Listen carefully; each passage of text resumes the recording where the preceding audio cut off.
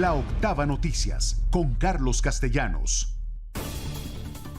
6 de la tarde con 26 segundos en este momento en la capital mexicana. Mi nombre es Daniel Rosas y a nombre del titular de este espacio, Carlos Castellanos, para mí es un enorme placer poder saludarles. Saludos y gracias por estarnos acompañando en una emisión más. Recuerden por favor que podemos estar en contacto a través del chat de YouTube o bien, si lo prefieren, a través de las redes sociales. Nos ubican por ejemplo en X como @laoctavadigital y @Daniel_.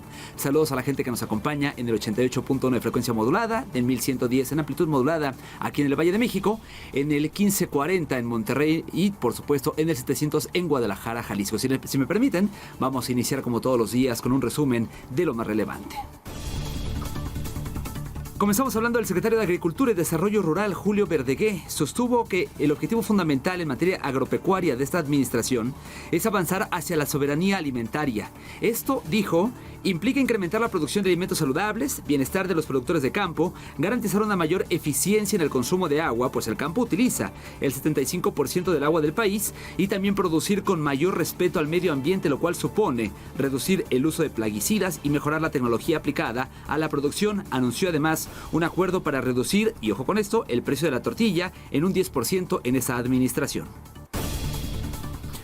Durante la reunión de seguridad de este martes en Palacio Nacional, la presidenta Claudia Sheinbaum Pardo y la gobernadora Livia Denise García Muñoz Ledo acordaron una estrategia conjunta para pacificar Guanajuato. Al abundar sobre el tema en su conferencia matutina, la presidenta subrayó que la Estrategia Nacional de Seguridad va a dar resultados próximamente y que junto con la mandataria estatal se asumió el compromiso de reducir los índices delictivos de la entidad más violenta del país con un trabajo conjunto. Y con independencia de quién gane en las próximas elecciones presidenciales en Estados Unidos, el Tratado México, Estados Unidos y Canadá no está en riesgo, pues hay una buena relación entre los países y la integración económica es algo que inclusive saben los candidatos, la candidata demócrata Kamala Harris y el aspirante republicano Donald Trump. Esto fue dicho no por mí, sino por la presidenta Claudia Sheinbaum Pardo al responder sobre los recientes retrocesos en la cotización del peso frente al dólar, que como usted sabe ha superado ya la barrera de los 20 pesos. La mandataria afirmó que estos no están relacionados con la economía mexicana, sino con factores externos. Y ya que estamos hablando de este TEMEC, la consejera en política comercial de la Embajada de Canadá en México, Julie Poirier, declaró que, de haber las condiciones adecuadas en 2025, empresarios canadienses de la industria minera podrían invertir alrededor de $12,000 millones.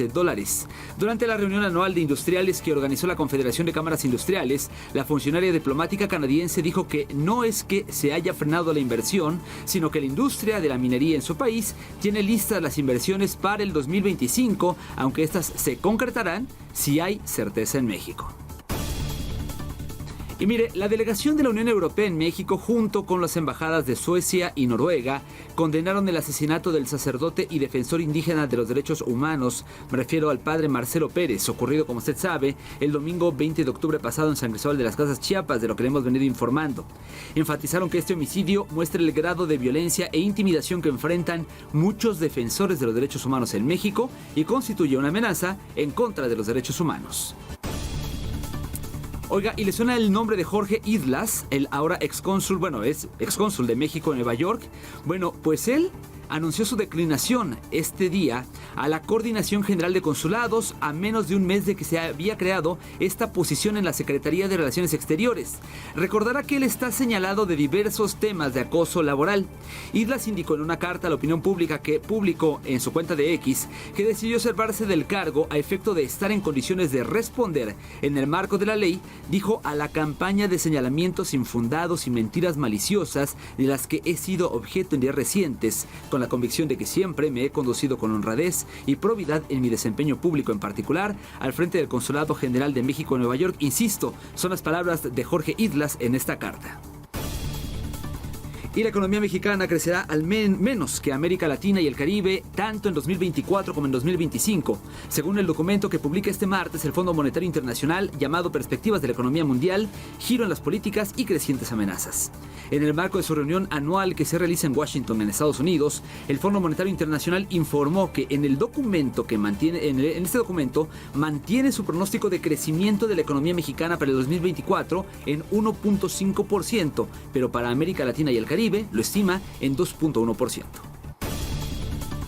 En más información, aunque a nivel nacional el PRD pues ya no podrá mantener su registro, como usted sabe, tras las elecciones del pasado 2 de junio, bueno, pues en la capital sigue con vida.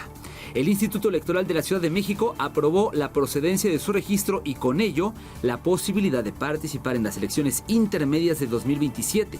La aprobación del Instituto Electoral de la Ciudad de México se dio por unanimidad de los integrantes del Consejo General para que se registre con el nombre de Partido de la Revolución Democrática en la Ciudad de México. ¿Qué le parece?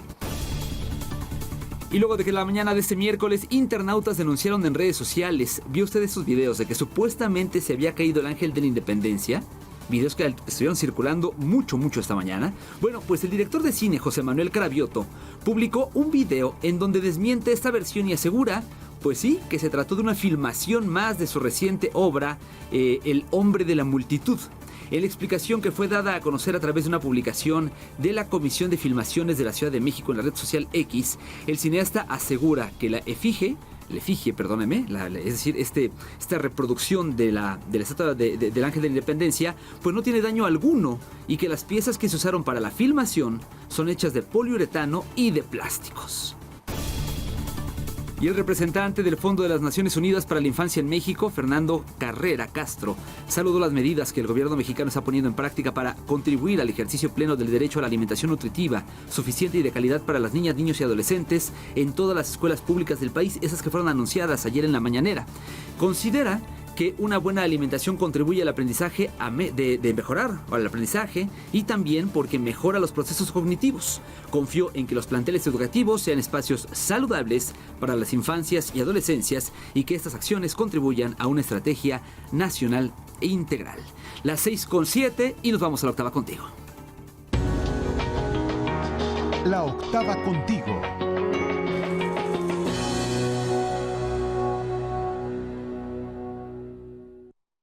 Esta tarde el reporte de Oscar Lara. Hola Oscar, ¿dónde te encuentras? Platícanos. ¿Qué tal, Daniel? Un gusto saludarte a ti al auditorio. Muy buenas tardes. Nos encontramos exactamente en la alcaldía Miguel Hidalgo y es cuestión de minutos, prácticamente alrededor de 40 minutos, una hora, pues se activó la alerta sísmica solamente por la aplicación de Sky Alert.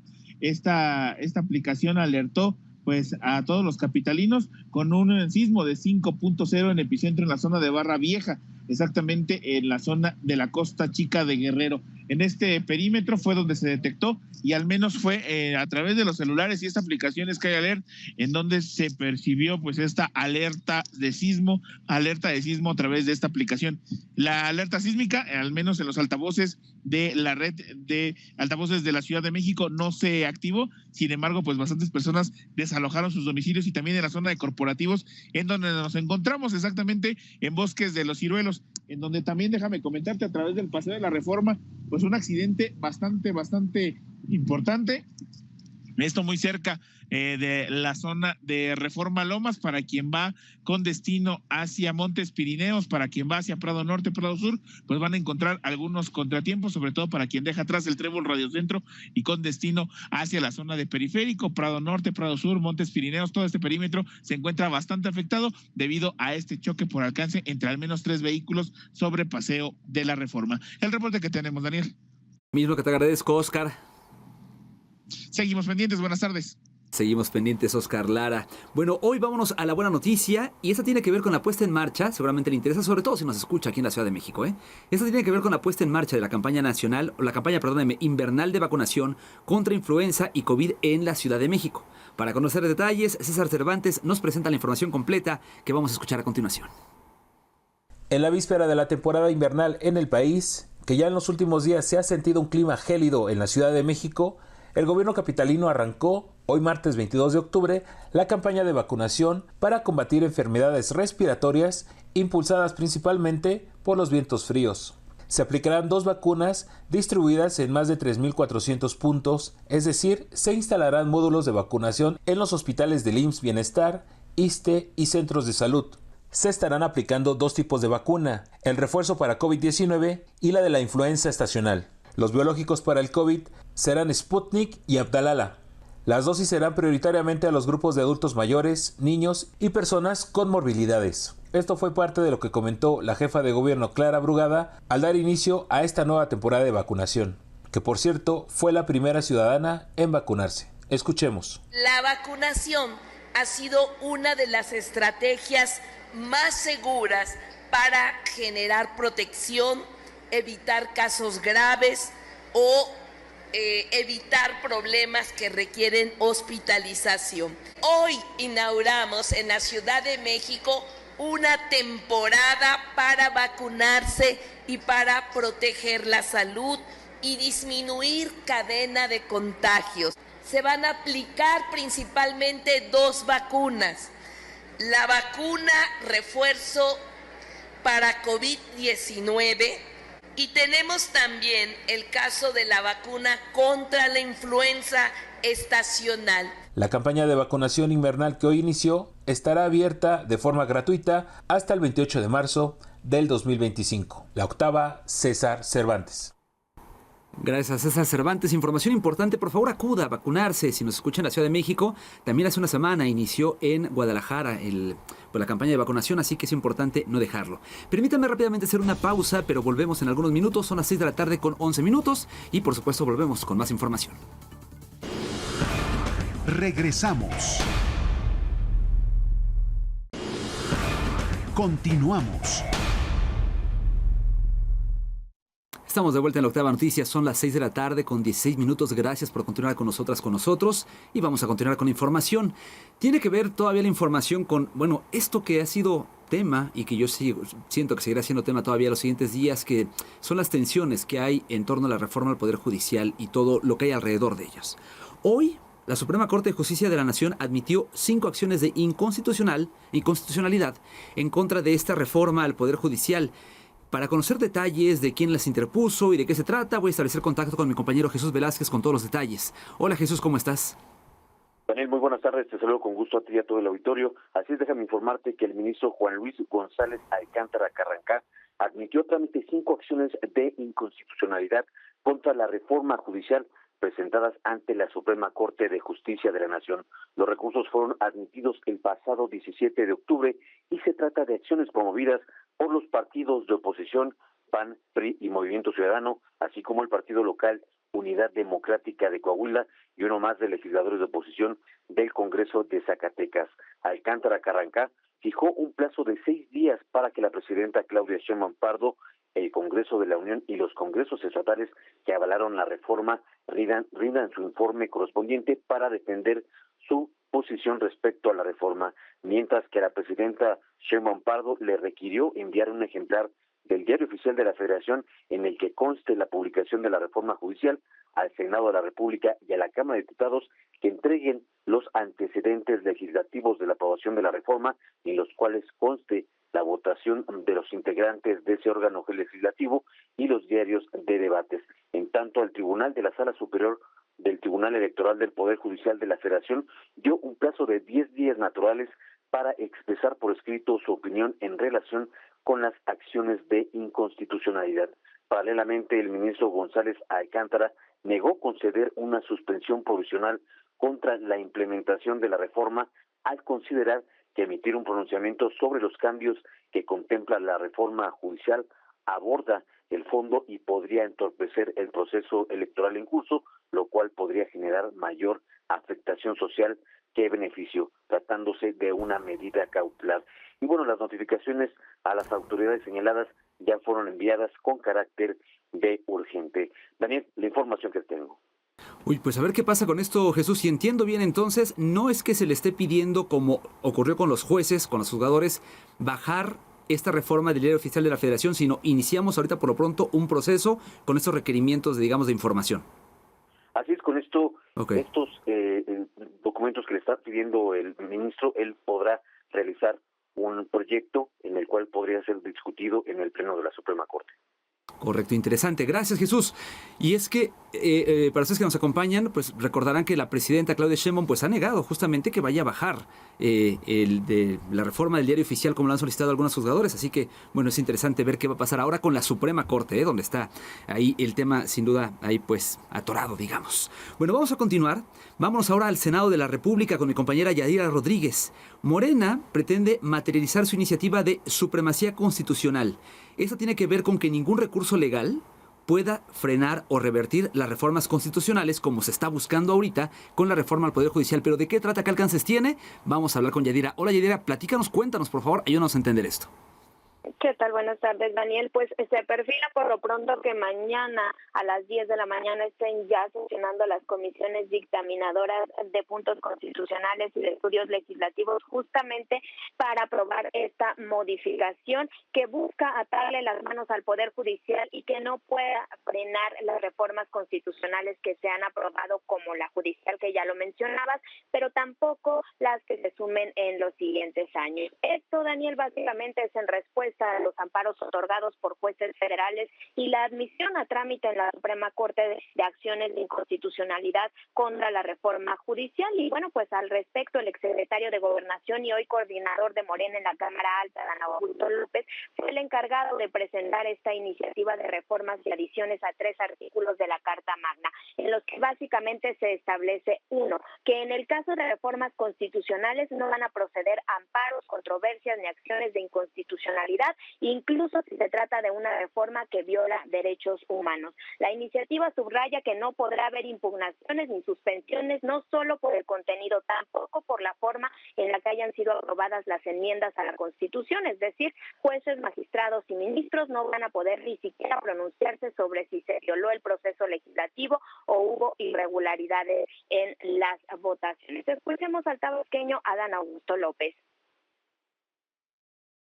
Son improcedentes las controversias constitucionales o acciones de inconstitucionalidad que tengan por objeto controvertir las adiciones o reformas a esta Constitución, incluyendo sus procesos deliberativo, legislativo y correlativa votación, así como aquellas que busquen controvertir las resoluciones o declaraciones de las autoridades competentes en materia electoral. No procederá el juicio de amparo contra adiciones o reformas a esta Constitución, incluyendo su proceso deliberativo, legislativo y correlativa votación, así como aquellos que busquen controvertir las resoluciones o declaraciones de las autoridades competentes en materia electoral.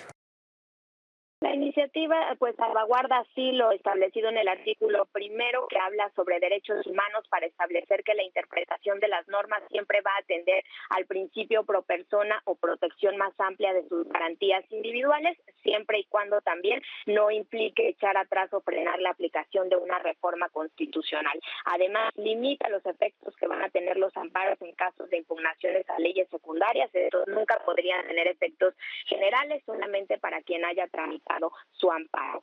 Al respecto, la oposición dijo que la iniciativa es una muestra más del autoritarismo con el que están actuando Morena y aliados en ambas cámaras del Congreso de la Unión, reformando la Constitución a conveniencia, sin importar que en el camino, dicen, se violen derechos humanos o acuerdos internacionales. Y al respecto habla la coordinadora del PAN, Guadalupe Murguía. Escuchemos.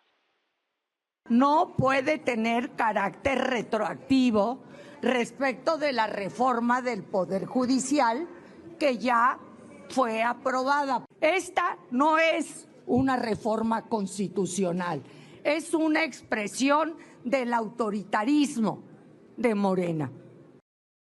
Y bueno, para completar el blindaje, Daniel, a través de artículos transitorios, Morena está proponiendo establecer que cualquier norma que se contraponga a esta reforma que impulsan va a ser derogada, y sobre los juicios y procedimientos que actualmente están vigentes, por ejemplo, en el caso de la reforma judicial, bueno, pues se establece que simplemente van a quedar sin materia una vez que entre en vigor, es decir, van a tener que desecharse, y van mucho más allá al señalar que en el caso de esta reforma no cabe la interpretación jurídica, que va a tener que aplicarse tal cual quedó redactada. Como te comentaba, se prevé que mañana se esté discutiendo en el Pleno y el jueves en una sesión vespertina quede aprobada.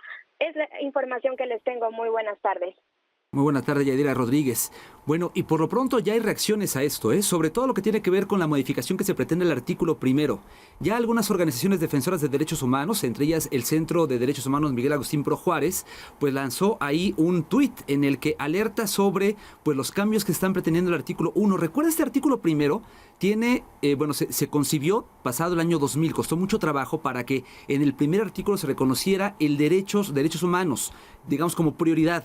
ponerlo delante de todos. Bueno, pues está alertando que estas modificaciones podrían atentar contra este artículo primero de derechos humanos, independientemente de todo lo demás, independientemente de las filiaciones políticas. Hay que tener cuidado, atención con lo que se está alertando ya por parte de organismos defensores de derechos humanos. Permítame continuar con la información y sobre todo con esta información que tiene que ver con la reforma al Poder Judicial. Y es que ahora también la bancada del Partido del Trabajo, pero en la Cámara de Diputados, está anunciando que presentará una demanda de juicio político en contra de 8 de los 11 ministros actuales de la Suprema Corte de Justicia de la Nación por encabezar la guerra jurídica contra la reforma judicial, este llamado lawfare, como se le ha dicho. Bueno, en esta denuncia están excluidas las ministras que son consideradas como afines al oficialismo. Me refiero a Lenia Batres, quien se autodenomina la ministra del Pueblo, Yasmín Esquivel y Loreta Ortiz.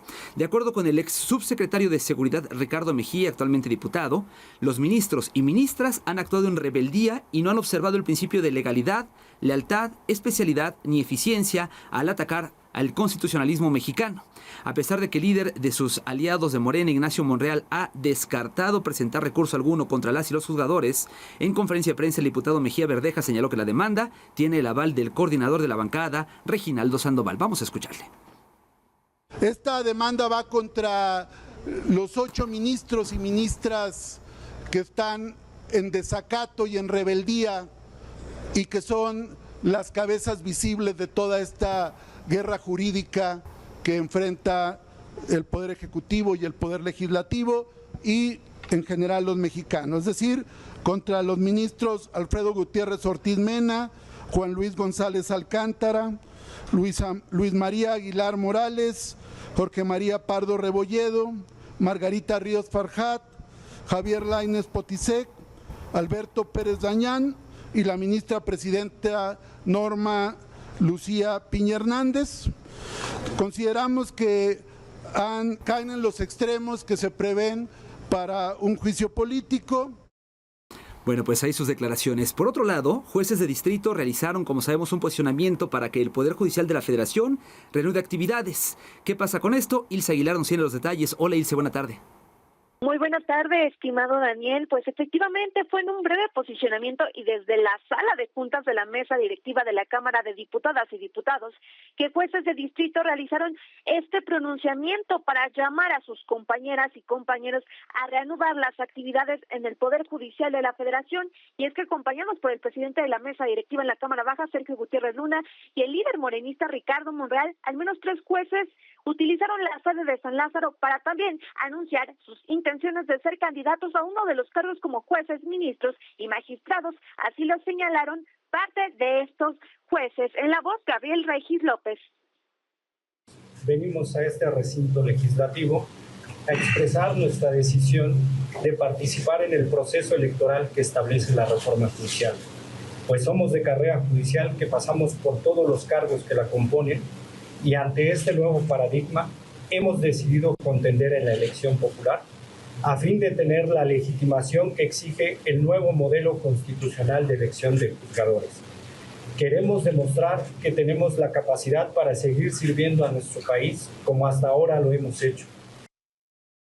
Y si me permites, Dani, auditorio, también informarles que aquí en San Lázaro continúa la discusión de la 8ª reforma del expresidente Andrés Manuel López Obrador, esto para elevar a rango constitucional los programas sociales, entre ellos el apoyo a personas con discapacidad, Sembrando Vida y también la pensión para adultos mayores que se entregará ahora a partir de los 65 años. Sin embargo, y a pesar de que las bancadas de oposición PAN, PRI y Movimiento Ciudadano se han posicionado a favor, hubo un momento más álgido donde participó en tribuna por más de media hora la panista Margarita Zavala debido a que aceptó responder preguntas de Morena, quienes le cuestionaron ser pareja del expresidente Felipe Calderón.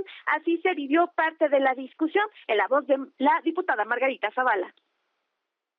En la época de Vicente Fox y en la época de Felipe Calderón, que se les dio a 70 y más, pero además se amplió el programa de oportunidades y eso lo hizo más grande, lo hizo también al campo, más de 25 millones de familias. Lo que es cierto es que en ninguno de los casos se les pedía el voto a cambio. La pregunta, ¿cómo le haces para ponerte en esa tribuna, la más importante tribuna de este país, ese traje de cinismo?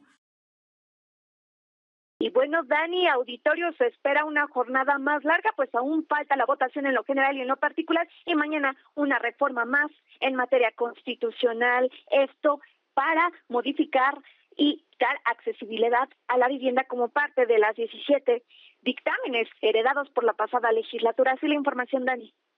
Muchísimas gracias, Ilse, y bueno, pues híjole, mucha paciencia para ti, Yadira. Les esperan jornadas largas en el Congreso de la Unión. Gracias, Ilse Aguilar.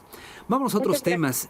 Gracias, Ilse. Mire, y siguiendo con estos temas del Poder Judicial, esta mañana la presidenta Claudia Sheinbaum pues acusó una campaña en su contra. Justamente por eso que le platicaba, la decisión de no bajar la reforma al Poder Judicial del Diario Oficial de la Federación. Cuestionó Claudia Sheinbaum si es que se quiere regresar al fascismo y cuestionó la actuación de las personas juzgadoras opositoras a este proceso de elección. Vamos a rescatar sus palabras. Otra vez una campaña, sí, pero que en México no hay Estado de Derecho, que se acabó la justicia. ¿Quiénes son los voceros, para empezar? Y segundo, quien está violando la ley son ellos. Justicia, con todas sus letras. Y en Justicia con todas sus letras, saludo esta tarde, como siempre, a Leslie Jiménez, coordinadora de proyectos de impunidad cero. Bienvenida, Leslie, cuéntanos, ¿qué tenemos para hoy? Hola, muy buenas tardes, Daniel. Pues justo seguimos esta novela de las 6, que es la reforma judicial. Y como bien estaban contándote antes de que entráramos aquí a platicar sobre este tema, pues se está actualizando con cosas bastante importantes que tienen que ver con los juicios de amparo que se promovieron y las diferentes suspensiones. Y aquí es importante que platiquemos, Daniel, que las suspensiones que se han dado para nada implican ser sentencia en ninguno de los juicios de amparo que se promovieron, sino que la suspensión tiene como efectos que el acto reclamado deje de estarse realizando. En este sentido, uno de los actos reclamados que se solicitó en esta demanda de amparo, pues fue justamente la publicación de la reforma judicial en el Diario Oficial. Sin embargo, recordemos que antes de que pasara esto, pues se promovieron otros juicios de amparo, y en estos juicios de amparo, como suspensiones provisionales, se pidieron que no se trasladara la discusión de la reforma judicial a las entidades federativas, cosa que no se llevó a cabo. Entonces, estamos desde el inicio que comenzó todo esto hasta ahorita en una serie de desacatos por parte de diversas autoridades conforme a los juicios de amparo. Y aquí es importante señalar, hay bastante pues colegas que están a favor o en contra del uso de los juicios de amparo para tratar de frenar la reforma judicial. Lo bien es cierto es que, en estricto sentido, nuestra normatividad no identifica al juicio de amparo como una herramienta de control constitucional de reformas constitucionales. En ese sentido, probablemente puede ser muy problemático lo que ha pasado con este tema de la reforma judicial y su improcedencia en juicios de amparo. Sin embargo, apegándonos de todos modos a la misma normatividad, las autoridades tienen que estar obligadas a respetar las decisiones conforme a las suspensiones, cosa que no ha pasado aquí. Y el hecho que en este sentido la jueza que solicitó se bajara la reforma judicial del Diario Oficial de la Federación tuviese o mencionara en su resolución las medidas de apremio, no significa que el día de mañana van a meter a la cárcel a la presidenta o a algún otro servidor público. Esto viene en cada una de las suspensiones que se dan en las demandas de juicio de amparo.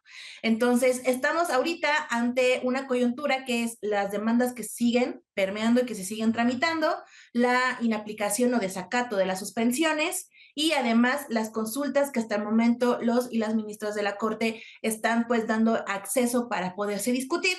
Todo esto tiene como consecuencia pues que se intente revisar la reforma judicial. Sin embargo, hasta que no haya alguna decisión judicial al respecto o incluso una reconsideración por parte del legislativo, recordemos que en próximos días se va a publicar pues la convocatoria para poder conformar el comité de evaluación. Así que si alguna persona abogada nos está escuchando, pues vaya revisando su promedio, vaya pidiendo las cartas de recomendación y vaya pensando en su ensayo, porque hasta que no haya alguna decisión por parte de la Suprema Corte o incluso, como se está buscando escalarse en el sistema interamericano, alguna pues respuesta o afirmación por parte de la Comisión o de la misma Corte, lo cual lo veo muy complicado, pues vamos a continuar con esto de la reforma judicial. Y solamente para ir cerrando, Daniel, pues también nos metieron una posible iniciativa de ley para poder blindar la Constitución. Esto pues es completamente preocupante y pues no solamente preocupa el aspecto de blindar la Constitución, sino además pone hasta cierto punto en peligro estos derechos humanos progresivos que el mismo primer artículo constitucional ha establecido desde la reforma que dio origen gracias al caso de Rosendo Radilla. Así que, pues así las cosas en temas constitucionales y así las cosas en lo que ha estado pasando en todos estos procesos judiciales en torno a la reforma judicial. Leslie, te robo solamente 30 segundos para intentar aterrizar esto que nos comentas. Entiendo entonces que hay una verdad parcial, digamos, en las dos posturas. Si bien no se puede, como dice la presidenta Claudia Sheinbaum, no hay un mandato o los jueces no pueden todavía frenar, lo cierto es que también ellas deberían acatar estas suspensiones. Es decir, en tanto no se resuelva, debería haber ahí una razón parcial para ambos bandos.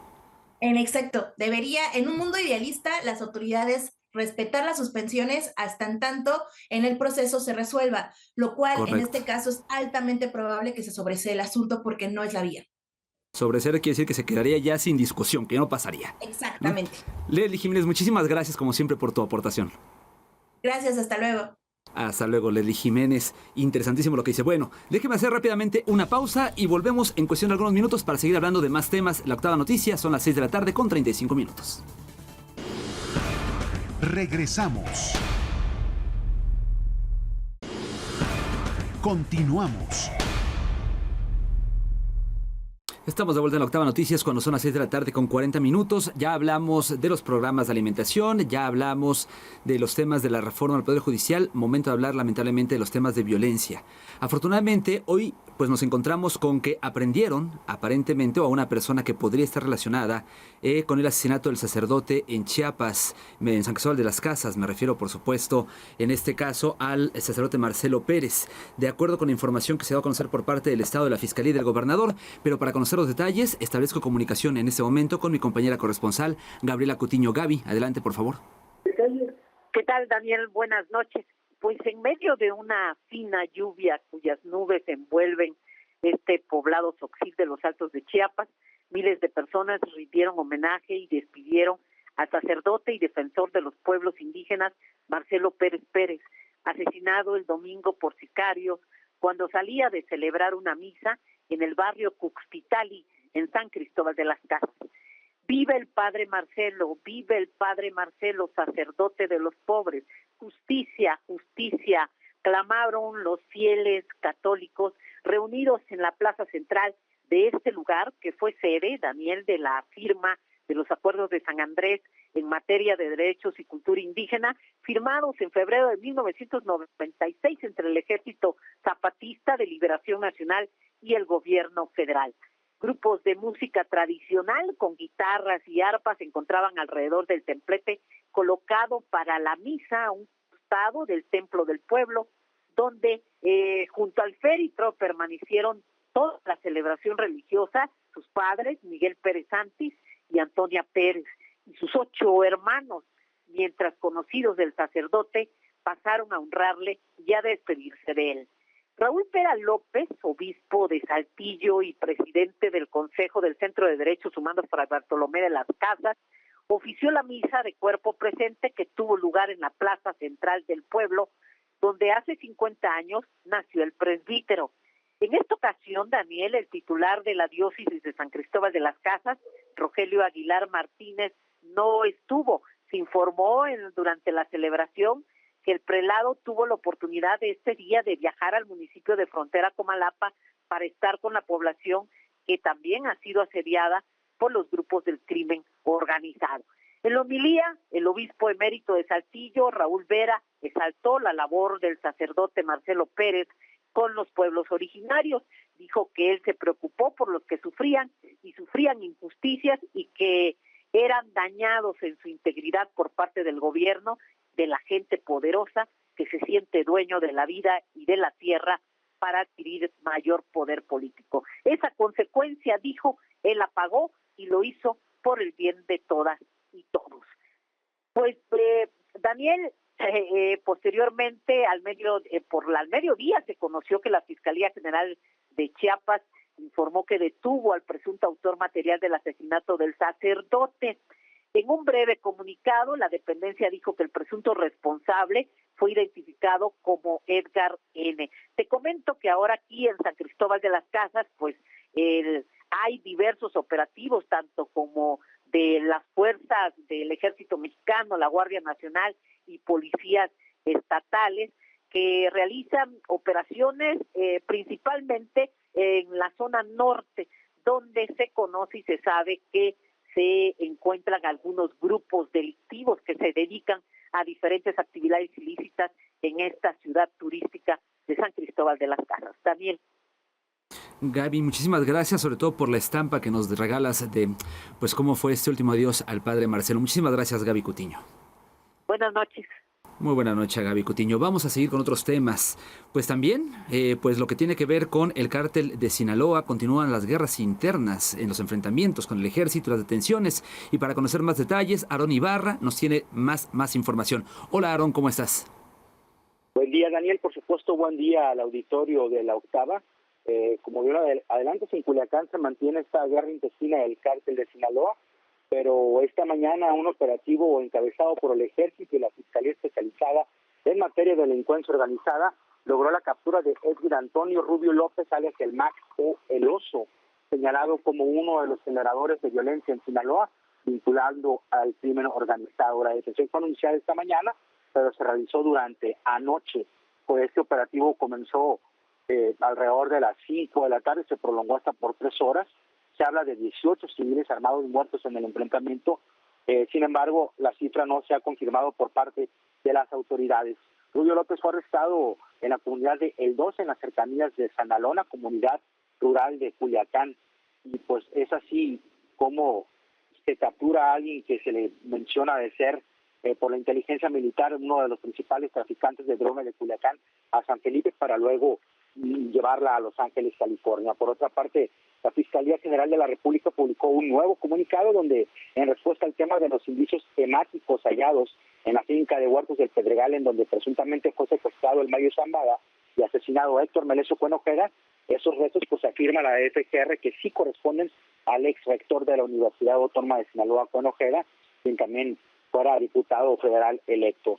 Este evento al que hacen alusión ocurrió el 25 de julio y de acuerdo a una carta cuya autoría le adjudican al propio Mayo Zambada, en ese lugar tendría lugar la reunión entre el Chapo junto con los Chapitos, Melesio Cuen y el gobernador Rubén Rocha Moya. La respuesta de la Fiscalía tiene como origen, Daniel, un comunicado del Centro de Justicia Penal Federal en Sinaloa, en donde advierte que lo informado por la FGR no corresponde a la realidad, desestimando estos indicios temáticos, así como una situación de un rechazo de una orden de aprehensión, adjudicando esta responsabilidad a un juzgado federal cuya jurisprudencia corresponde a un penal de máxima seguridad. También, Daniel, esta mañana lanzaron desde aeronaves volantes con narcomensajes, otro episodio más entre la batalla librada entre las facciones del cártel de Sinaloa, y en esta ocasión pues hay advertencias ya directamente al gobernador Rubén Rocha y funcionarios presuntamente corruptos. Es el reporte desde Sinaloa. Bueno, complejísimo el panorama allá en Sinaloa. Muchísimas gracias, Aarón Ibarra. Hasta pronto. Ya escuchó usted cuántas cosas se cruzan en este momento en aquella localidad. Bueno, son las 6:47, vamos a lo que sigue. La entrevista.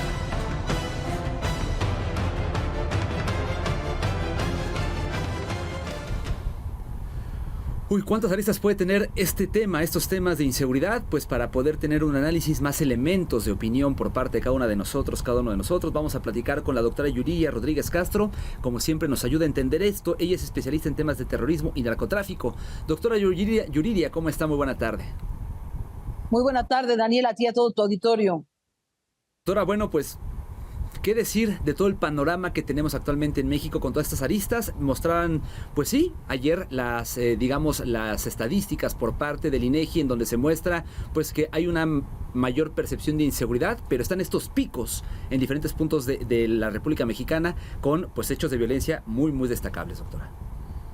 Así es. Fíjate, nosotros tuvimos una etapa en México donde se decía que el narcotráfico era un asunto de drogas de paso, ¿no? Que las drogas solamente pasaban por el país, pero no había ni una especie de producción de droga y mucho menos consumo. De repente, esa fue la ocurrencia que tuvo el gobierno de Fox. Posteriormente, el de Felipe Calderón dijo, bueno, nosotros somos, sí, quizá un país de tráfico y quizá un país de producción de drogas. Y entonces algunos puntos geográficos se comenzaron a encender más de la cuenta, pero particularmente en esta etapa de la administración del presidente López Obrador, sitios inusitados como Chiapas, Quintana Roo o el Bajío mexicano se han convertido en centros de disputas y lamentablemente de asesinatos. Ahora lo vimos con el padre Marcelo, ¿no? A líderes religiosos, activistas ecologistas, periodistas, líderes ganaderos, líderes industriales. Vaya, la lista es larga, es prácticamente cualquier persona que se oponga a este dominio, a esta hegemonía, incluso cultural, que tiene el narcotráfico, y cómo ha logrado penetrar a incluso las comunidades tzotziles, ¿no? En Chiapas, y a los chamulas. Eso es lamentable, de verdad creo que nunca lo hubiéramos imaginado y tenemos hoy este escenario. Ahora, doctora, ¿cómo se puede entender esta situación? Porque ahora, es decir, con el periodo de Felipe Calderón, bueno, se entendía que había una guerra que desató esta violencia. Sí. Que a lo mejor trató de callarse con este pacto que hubo por ahí del silencio con Enrique Peña Nieto, pero ya cuando se llega al periodo de Andrés Manuel López Obrador y que hoy se continúa en este segundo piso de la Cuarta Transformación, pues se busca atender las causas que originan estos problemas y bueno, pues sí, si bien las estadísticas muestran que se ha disminuido, digamos, la curva de homicidios, bueno, pues no sé, ¿qué está pasando desde su análisis, doctora? ¿Qué está fallando o qué todavía a qué hay que darle más tiempo para poder ver resultados, pues digamos, más tangibles? Bueno, hay varios aspectos. Uno es el fenómeno migratorio, las olas masivas de migrantes que se dieron justamente hace unos 4 o 5 años. Hubo un boom de migrantes que llegan por la región del Bajío y otra ola que llega poderosamente por la región de Chiapas. ¿Qué es lo que pasa? Que al crimen organizado se le hace bastante atractivo tener migrantes porque ve el negocio de trenes como La Bestia o lo ocurrido en la matanza de San Fernando. Ya habían observado que ese era un buen objetivo para sus mercados delictivos, y en este caso con las olas de migrantes que se dan justo en el contexto del sexenio de López Obrador y que tienen que ver con un fenómeno global, ¿no? Más allá del alcance incluso de su propio gobierno, pues imagínate lo que ocurrió. Empiezan a cobrar piso a los migrantes, ¿no? A quienes pretenden llegar a la ruta mexicana y alcanzar el sueño americano todavía, y esto es lo que realmente recrudece la violencia en Chiapas y la recrudece en el Bajío. Otro aspecto más tiene que ver, sin duda alguna, con el avance que ha habido del fenómeno criminal y la relación con el Estado, ¿no? Yo hablaba de que en un principio teníamos un Estado que regía como padre a su hijo malcriado llamado narcotráfico. Luego llegaron los de la transición, Fox, y se convirtió algo así como en una relación más áspera porque el hijo se les quiso revelar, este hijo llamado crimen organizado, se le revela a Fox y no saben qué hacer, ¿no? Finalmente llega López Obrador y trata como de mezclar ahí, bueno, Calderón, se volvía Calderón intenta algo, fíjate nada más, en la integridad física de García Luna, se nota que él fue el mediador, fue utilizado para una estrategia donde pretendían que el cártel dominante, Sinaloa, controlara a los demás cárteles que eran más violentos que Sinaloa en ese instante, ¿no? En ese contexto específico. No lo logra Calderón, sino que se le revierte, los grupos pequeños se comen al grupo grande y se vuelve más caótico. Hoy estamos en una etapa donde estos pequeños grupos, los ardillos, los rojos, ¿no? Los huistes, todos los grupos que tú quieras, que se han surgido también, los maras, Salvatrucha, ¿no? La 13 y la 18, controlan el mercado tanto de narcóticos como de migrantes en las fronteras del sur del país. Los motonetos, por ejemplo, ¿no? Que ahora están siendo ni más ni menos que reclutados los indígenas tzotziles y chamulas para ser delincuentes.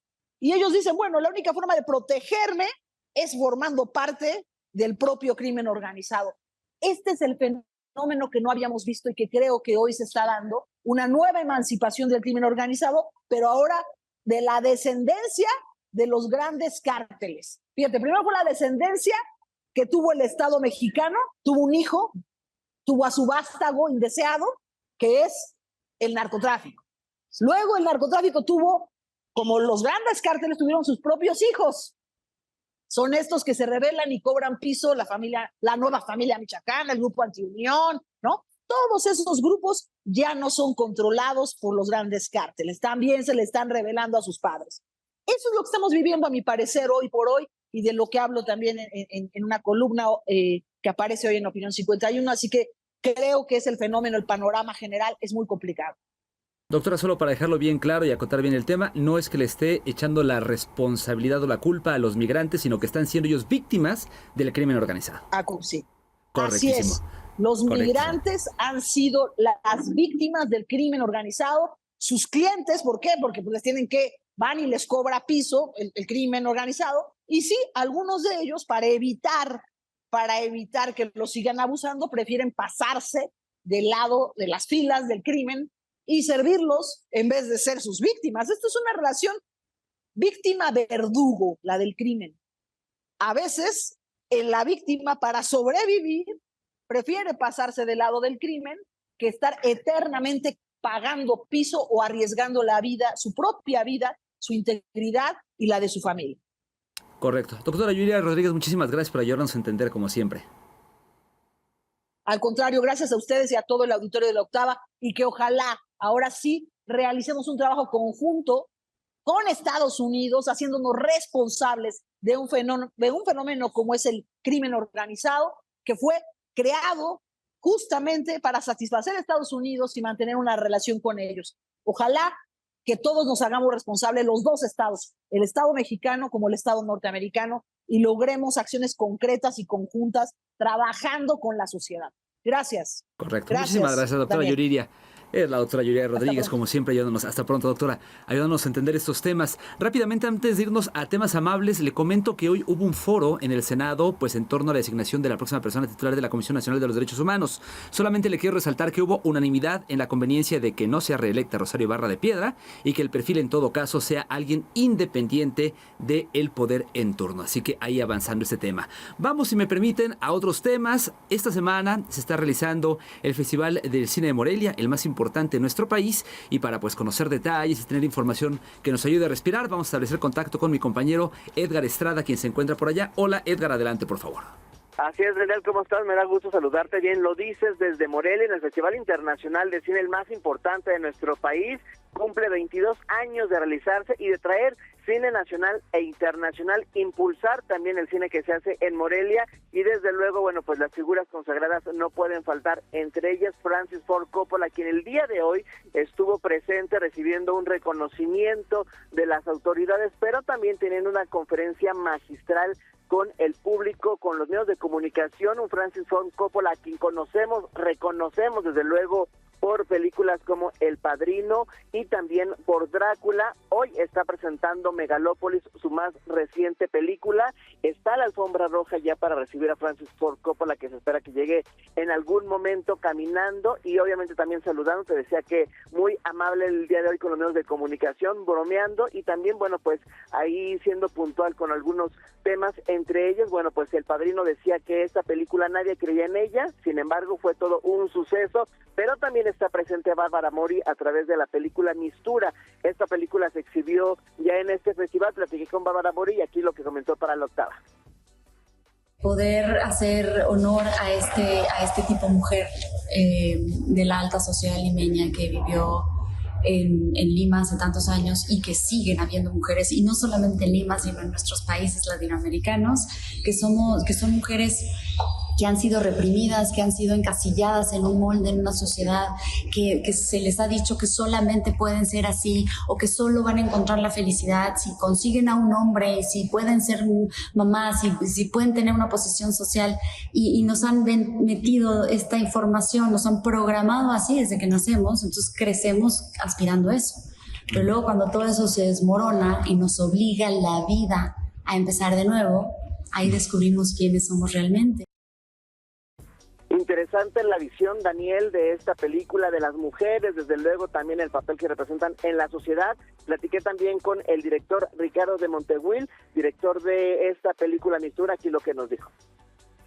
Conozco el trabajo de Bárbara, sabía lo enfocada que es, lo tenaz, ¿no? Perseverante, y sabía que ella iba a hacer todo por tratar de hacer el mejor papel posible. Y no, ¿cómo se llama? O sea, meterse dentro de la piel del personaje, realmente vivirlo, ¿no? Y estos, Daniel, son breves momentos de lo que se puede vivir en esta semana del Festival Internacional de Cine de Morelia. Grandes películas, se espera que llegue también Alfonso Cuarón en los próximos días. Hoy se exhibió La cocina de Alonso Ruiz Palacio. Uy, estamos perdiendo la comunicación con Edgar Estrada. Ahí está, bueno. Edgar, perdimos la última parte, pero te agradecemos por supuesto esta información y estaremos en contacto contigo a lo largo de esta semana. Pues muchísimas gracias a ustedes que nos han acompañado. Mi nombre es Daniel Rosas, a nombre de Carlos Castellanos, titular de este espacio y de todo el equipo. Les agradecemos como siempre el favor de su atención. Sigan por favor con nosotros, nos escuchamos, nos vemos el día de mañana aquí en La Octava Noticias. Hasta entonces.